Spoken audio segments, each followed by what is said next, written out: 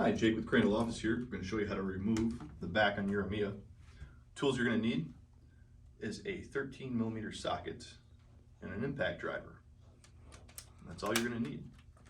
So first step we're going to do is we're going to grab the chair, get yourself a nice flat surface. We're going to flip it upside down, back side is facing me. And now we can see we have 4 bolts right here. 1, 2, 3, 4. That holds in your back. All we need to do is go ahead and remove those.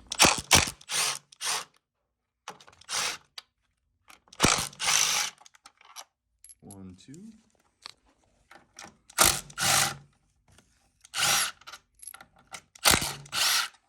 3, 4. Set those off to the side. Now, just go ahead and pull this right on out. Might have to give it a little tap.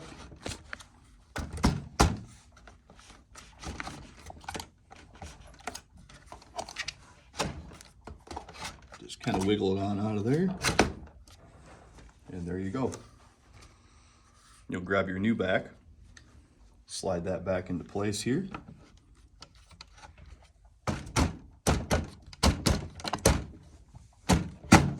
And it will stop right on these 2 lips.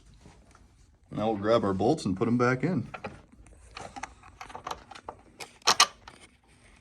I like to start them with my hand.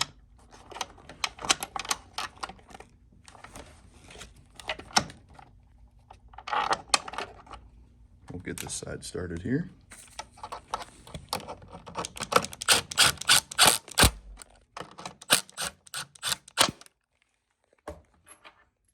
Next, same thing on this side.